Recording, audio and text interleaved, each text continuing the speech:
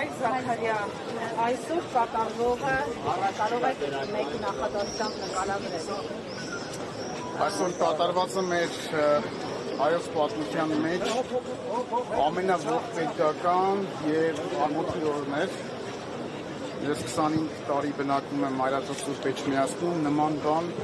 անգամ երևակայության մեջ հնարավոր չէր պատկերացնել, երբ ուժային կառույցները պարզապես դիրքուժ կիրառելով, մարդկանց սրելով, կարծես թե եկել էին եկեղեցին ազատելու թշնամիներից։ Այս խարանը մնալու է մեր ժողովրդի մեջ, որը միայն ու միայն հնարավոր է լուծել ապաշխարություն։ Եթե չապաշխարենք և իսկապես չանդրադառնանք այս ամենին, ինչ որ կատարվում է հիմա մեր երկրում, մեր հայրենիքի, մեր երկրի և մեր ժողովրդի հետ կարող են հոգևոր տեսանկյունից բազում լավ բաներ լինել։ Հայոց եկեղեցին ի վերջո, տեսեք, հայոց եկեղեցին մնացել է վերջին խրամատը մեր պետականության։ Եթե այս խրամատն էլ հանձնենք թշնամիներին, ապա լինելու է հայոց երկիրը, այս հողը, բայց այստեղ լինելու են ոչ հայեր, և մենք լսելու ենք թուրքական ազանի ձայնը։ Եթե այդ է նպատակը և մեր ժողովուրդը համակարծիք է և չի ուզում պարզապես իր արդար ձայնը բարձրացնել,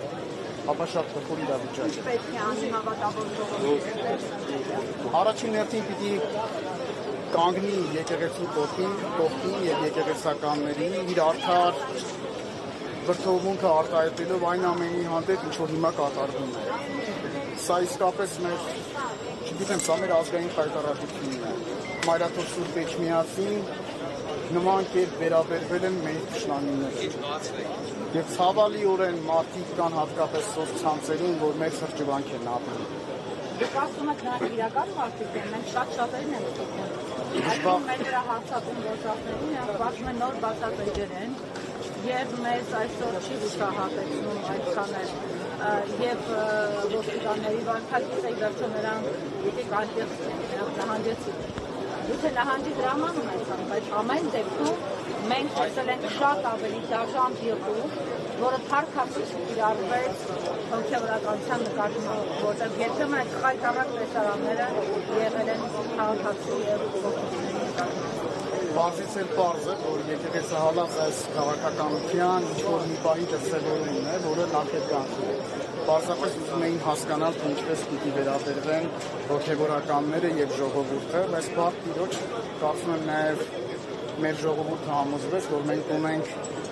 ամուր, նախանձախնդիր, արժեքներին հավատարիմ և ինքնության պահապան հոգևորականներ, որոնք կանգնեցին և թույլ չտվեցին, որ Մայրաթոր Սուրբ Էջմիածնից որևէ հոգևորականի ձերբակալեն կամ տանեն։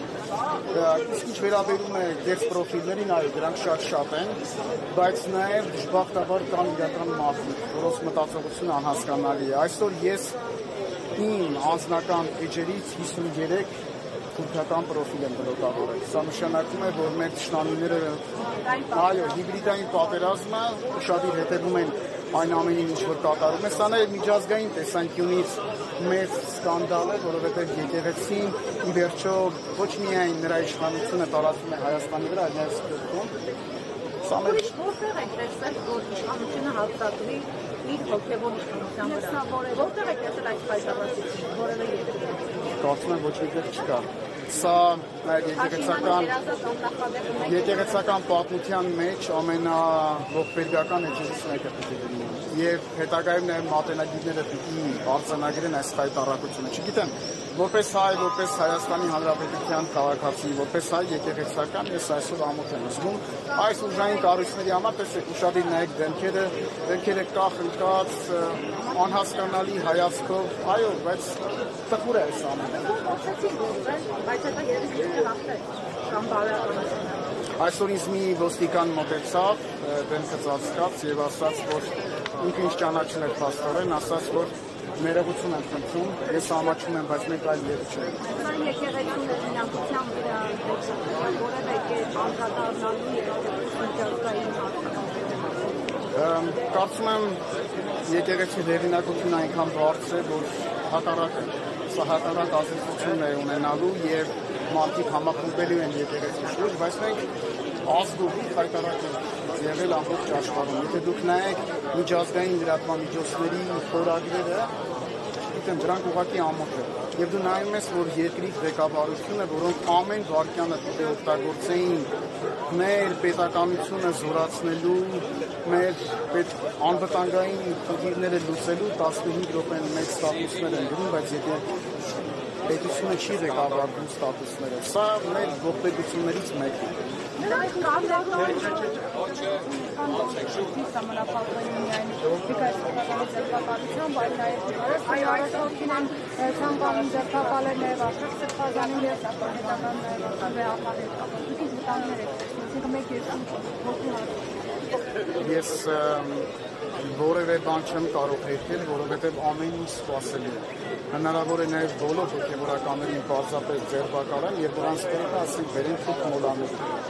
Ժողովրդի այս ձեռքբերությունը տեսնելով իշխանությունը ինչ է կարծում իատեսական, որ կարող է մեծ քայլ անել և հանգստով։ Տեսեք, ամեն դեպքում այսօրվա իրադարձությունները ցույց տվեցին, որ մեր որքան էլ որ Միքայել Սրբազանը ցանկանում էր կամավոր կերպով ներկայանալ քննչական բարձրությունում, ժողովուրդը պարզապես կանգնեց և 3 անգամ ցույց տվեց։ Սա նշանակում է, որ իսկապես մեր ժողովրդի գոնե գիտակից խավի համար այս ամեն ինչ որ կատարվում է հայտարարությունը։ Ես վստահ եմ, որ համերաշխության, միասնականության ոգով պիտի կարողանանք բոլոր խնդիրները հաղթահարել։ Ի վերջո, մեր աղոթքը ամենօրյա, մեր երկրի խաղաղության, անվտանգության, մեր ժողովրդի բարօրության և միասնության համար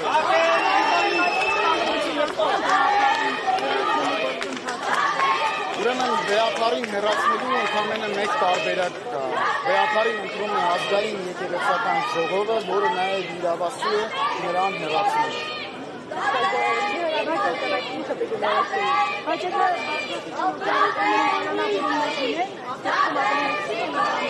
Ոչ։